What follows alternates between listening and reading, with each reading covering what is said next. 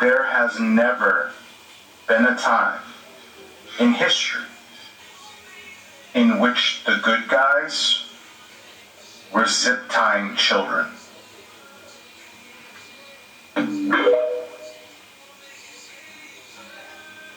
Trying it. They are trying it, black people, black Americans. They want you out in those streets. They don't want you to take a step back, take a deep breath, and look at the entire picture. They don't want you to do that. So they are using our children to try to trigger us to get out into those streets. They want you in those streets so that they can beat you black, blue, and bloody, arrest you, or murder you. Don't fall for it. Don't fall for it, because this was fake.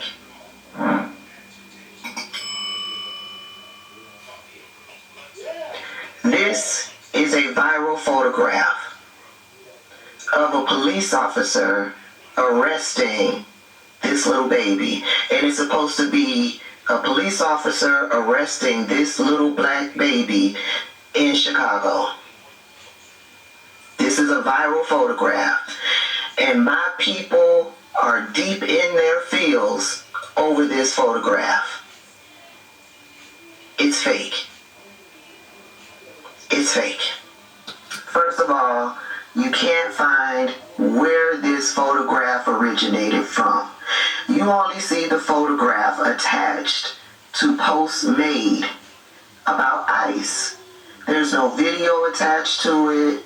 There's no news story attached to it.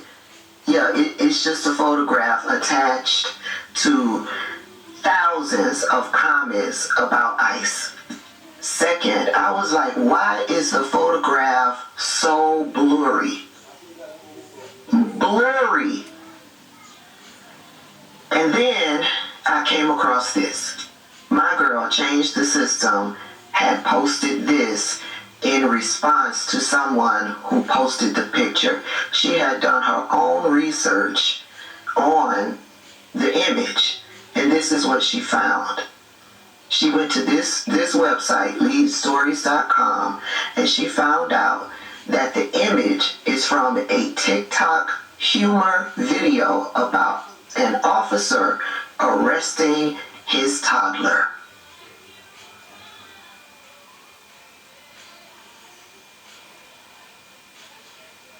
And now someone has taken a still shot, probably a screenshot from the video, blew it up, and circulated it online to enrage black people to get them out into those streets. But I wanted to know more. I wanted to know if there was, I wanted to see the video, right? I wanted to see the video, wanted to see what the caption said, all of that jazz. So I took the image and I put it into the Google machine, and all of these posts came up. All of the posts are either about ICE, and then there was a few posts where people were saying that the image was fake, right? Couldn't find the source of the video or the image. So I went on over to Alfred. For those of you who follow me, Alfred is my AI tool, and I asked Alfred, can they find out more information about the image? Can they find where the image originated from? And this is what Alfred came back with. Alfred says, the image in question showing what appears to be a child being handcuffed by an ICE agent is not authentic. It originated as an AI-generated image, not a real photograph, and has been falsely circulated online to imply it depicts a genuine incident during recent ICE raids in Chicago. According to multiple fact checks from reputable sources like Reuters and AFP, this image was created using an artificial intelligence tool, specifically Grok, the AI chatbot from X, AI X would be Twitter, as a fictional portrayal in response to anxieties about ICE operations under the Trump administration. The creator of the image confirmed directly to fact checkers that it is synthetic and shared screenshots of the AI generation process. Experts in digital forensics also analyze. Every time another black line is taken by police, the word pauses. For a moment, hashtags trend, tears fall, and then everything goes quiet again. But silence never stops operation. That is why black people must keep protesting, not just for justice, but for survival.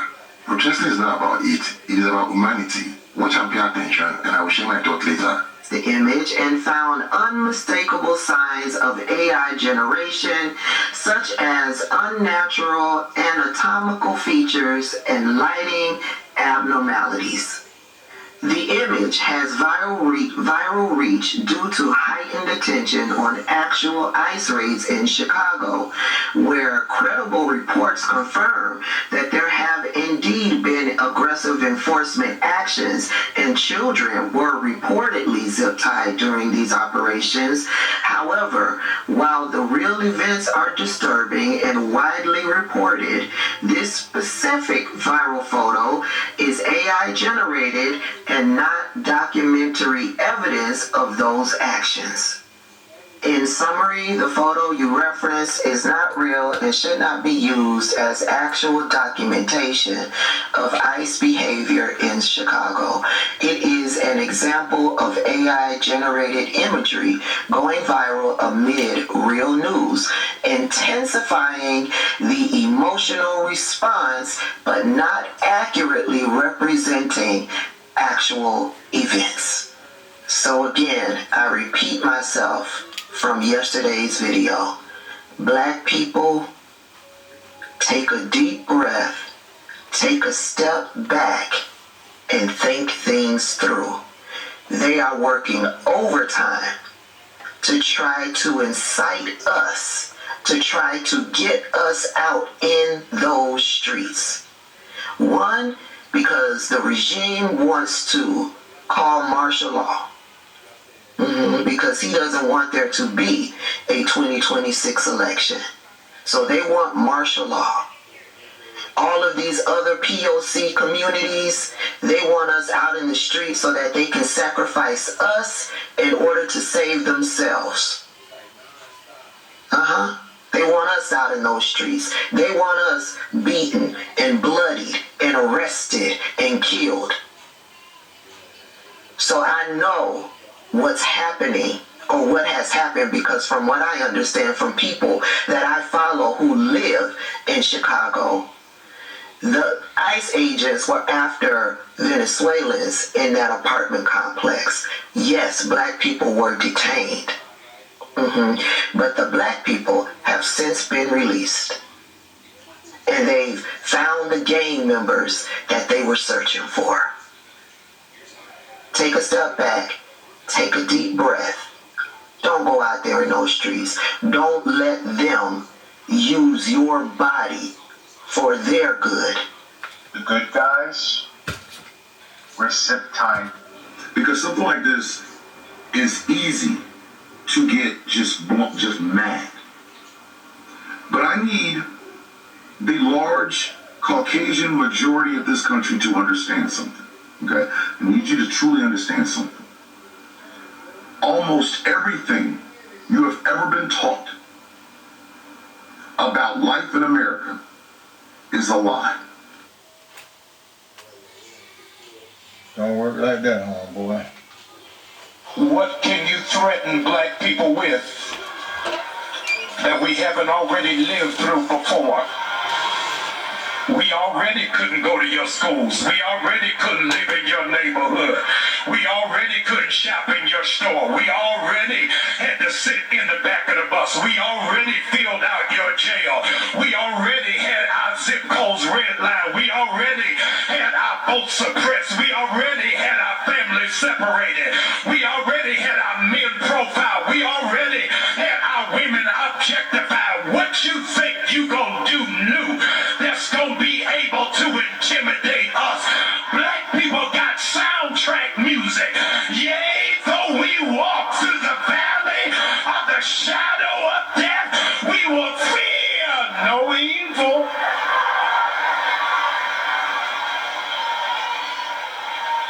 It is their master plan to make you live in fear so you don't fight back, so you don't lift up your voice, so you don't kick against the prick.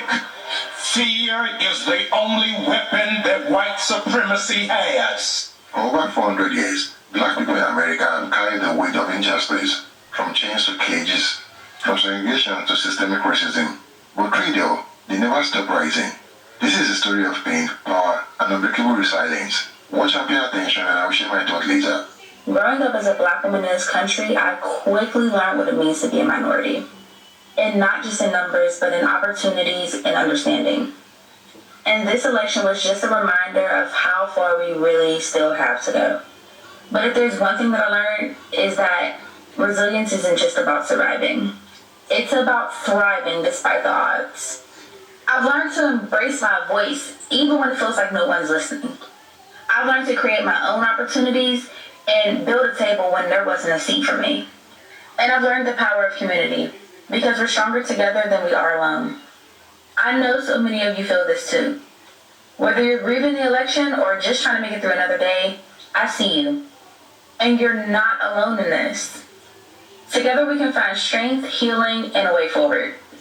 What's one lesson that life has taught you about resilience? No, we're not alone. Because the Lord our God said, I would never leave you. And we'd be like, actually, I will always be by your What side, are you gonna do? even we always until the like, end of take time. scraps and make chicken wings. They give us pig intestines, we make them into chitlins. We took corn and made cornbread.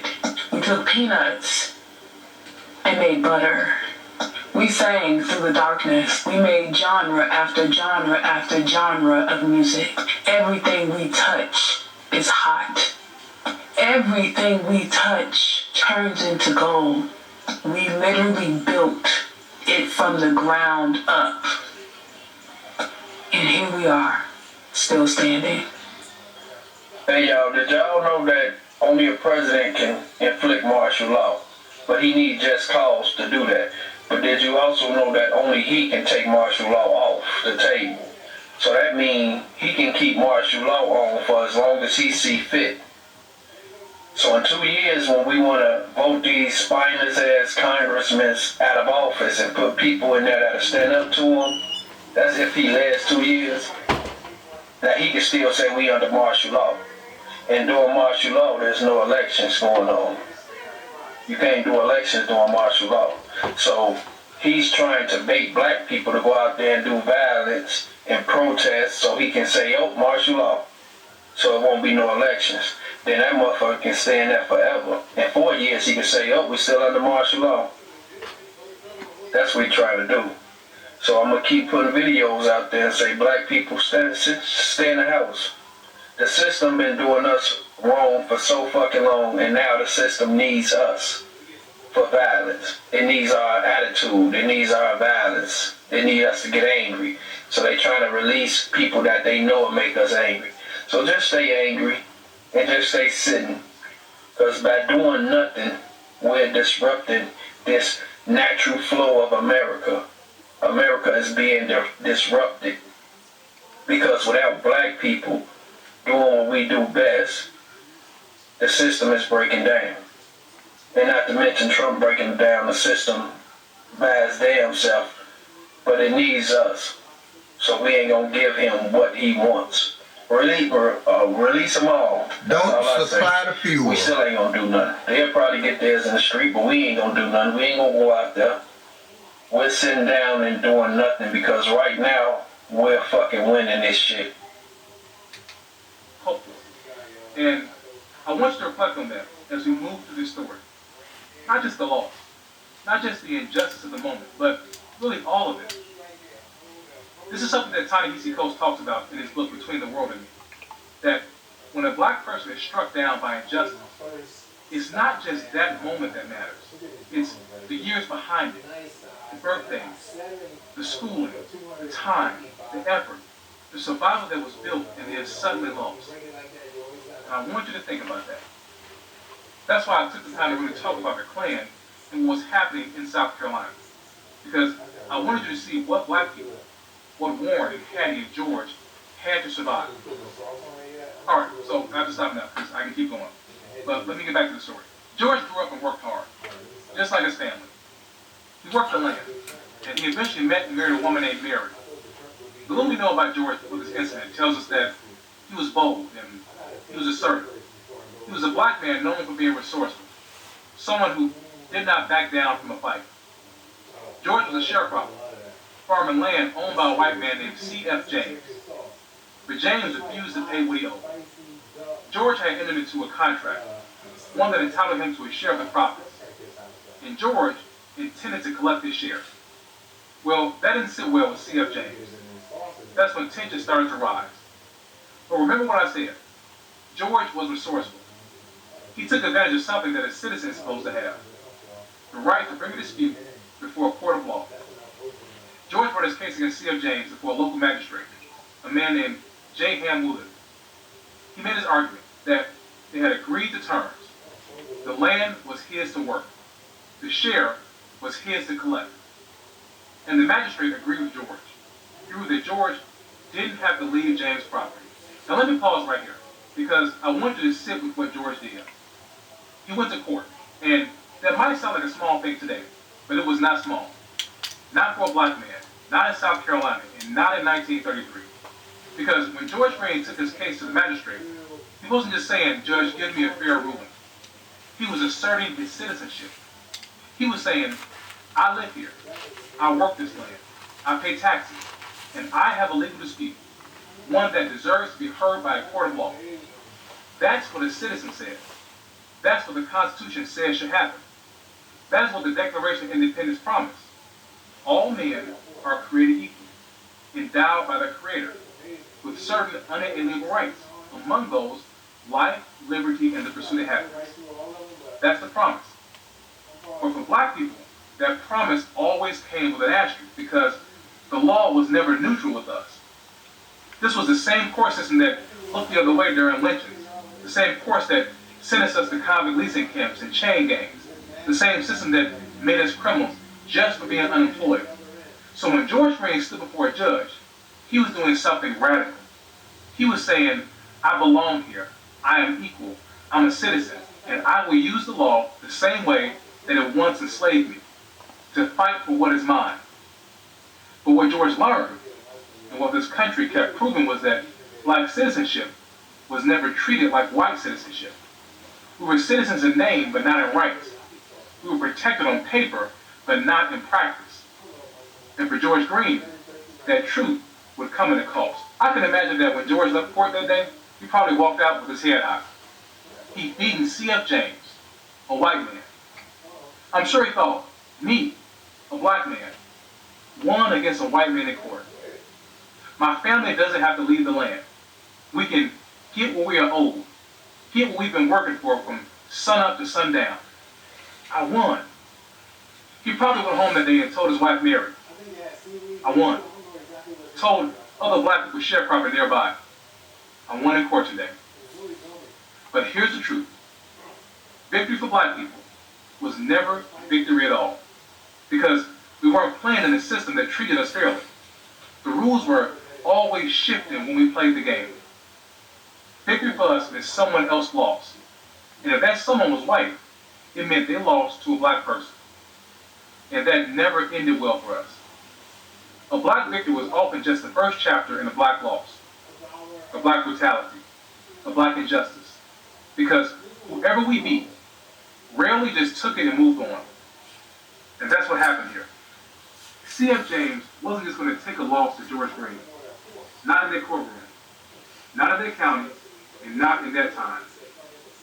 And now we come back to that three-letter group we spent the first part of this video talking about. Because remember their purpose. Remember who they were targeting. Remember who they claimed they were keeping in their place.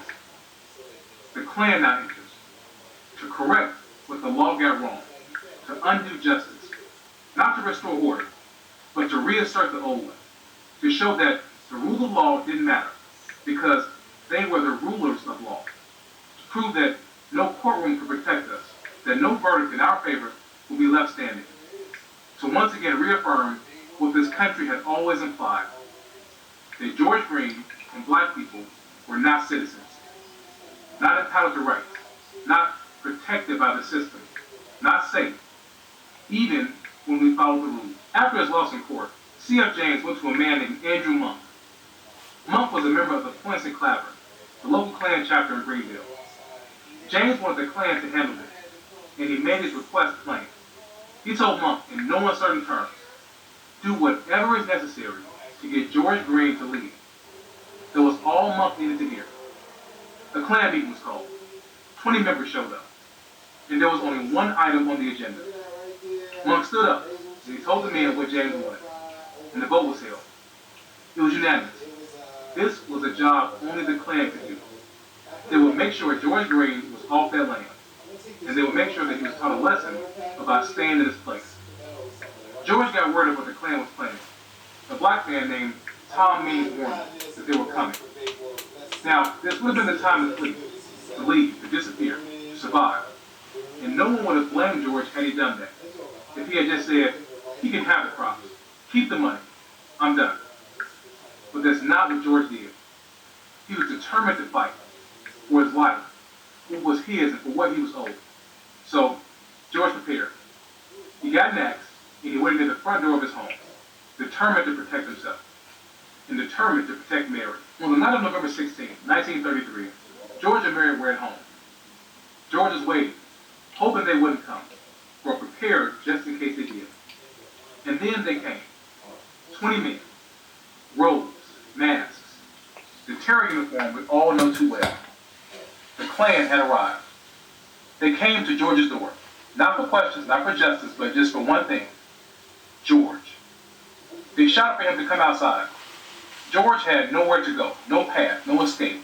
He was completely surrounded. So he did the only thing he could. He ran to the back of the house, to the bedroom, where Mary was waiting. And from that bedroom, George shouted, I've got an axe. He wanted them to hear him, to know that he was ready, that if they dared to enter, that he would strike. He would not go quietly, not tonight, not in his own home. Now, I was reading this part late one night, and I kind of just stopped, because when I prepare these stories, I resist the urge to rush, to say, and then this happened, and after that, and then next came this. I don't do that, because that kind of storytelling, it flattens the moment. It really cheapens the truth, and it kind of minimizes what happened. This is not true crime. I'm not doing this for some Jim Crow thriller. This is not entertainment. George Green was in that house. Mary Green was in that house. And their home was surrounded. This wasn't a movie. This wasn't fiction. This was real. It happened in real life, in real time. George's heart was racing. Mary couldn't catch her breath, even though she wasn't moving. Fear wasn't just in the room. It was in the air. It was running through them. Terror could be tasted. And those are our people, our ancestors, our relatives, our kin. And I really try to go back there. Not to dramatize, not to sensationalize, but to truthfully situate us in the middle of their moment. To slow down, to feel what they felt, to see what they saw, to remember what they survived. Because only then can we tell this story honestly. So when I say George was in the bedroom screaming that he had an axe, don't just hear my words, hear his voice, hear the strength and the fear at the same time. See Mary in the corner looking at him, not knowing what was coming next, because they didn't know. And that's the part that we cannot forget. So here they were, George and Mary, waiting, every second feeling like an hour, waiting, waiting, and waiting. And then it happened. The Klan broke down the door. George swung his axe, but Klansman Ralph Stiles wasted no time. He fired 3 times, striking George in the chest. Mary was terrified. She hid under the covers, praying. But they wouldn't let her be. They pulled their weapons on her. And one of them said they should whip her. Mary begged them for mercy, begged them to spare her, begged them to stop, begged them to leave. After shooting George, they dragged him to the living room. They shot a flashlight on his body, dying and bloody. They inspected him. They needed confirmation. Then one of them said, "We got him." They had accomplished what they came for. The black man who thought that he could take a white man to court. The black man who dared to stand up for himself. The black man who thought he had rights. That man was no more.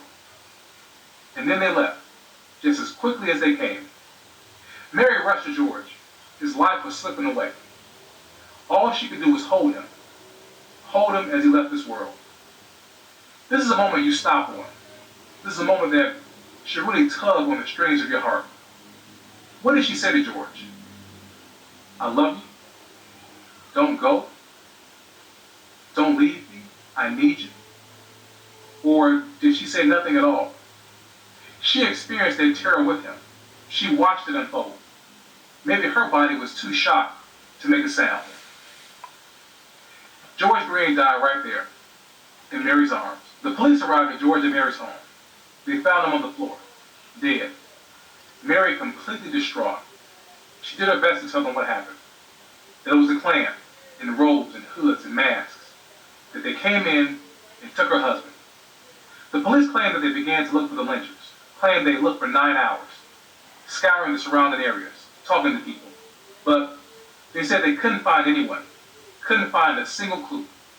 Now, that was odd considering that Mary said it was a Klan, and it wasn't exactly a secret who the Klansmen were in Greenville. What was even more odd was that George's lynching wasn't even the only Klan attack that night. Near Greer, about an hour from where George lived, the Klan dragged 2 black people from their homes and beat them. So the Klan was on the move, terrorizing black people across the area, and yet not a single clue as to who they were. Now, it's not like they couldn't find a clue. It's just that they didn't want to find one. They didn't want to say what they knew. Didn't want to tell the truth. Because silence was a part of the injustice plan. Because protecting them meant protecting the system. And that's what this was. It goes back to our series theme, Injustice by Design. A coroner's jury was convened to investigate. But by November 20th, it came back with a very familiar verdict. It couldn't identify George's lynchers. That well-worn phrase we've heard so many times before. George was lynched by unknown parties. But the truth was not unknown. Not to Mary. Not to the police. Everyone knew what happened and who did it. George's lynching spread quickly. It was reported in the papers. The Klan had struck. And this was not good for South Carolina because remember, the lie of racism was that it didn't exist. Southern states were supposed to be havens of law and order. All this race talk was just exaggeration. Just noise from northern agitators trying to stir up things. So the governor of South Carolina, Eber Blackwood, did what many have done in situations like this. He moved along with the appearance of justice. He ordered State Constable Fred Newman to go to Greenville to investigate. And for his efforts, Newman was threatened. The coroner was also threatened too. The message from the Klan was clear. Stop, right now. There will be no justice for George Green. Because in their eyes, they had already handed down justice. And if anyone tried to overturn that verdict, they'd hand it down to them as well. Constable Newman kept going. He didn't stop when the threats came. He didn't stop when the system shrugged. He kept investigating, and he found some leads. And just 6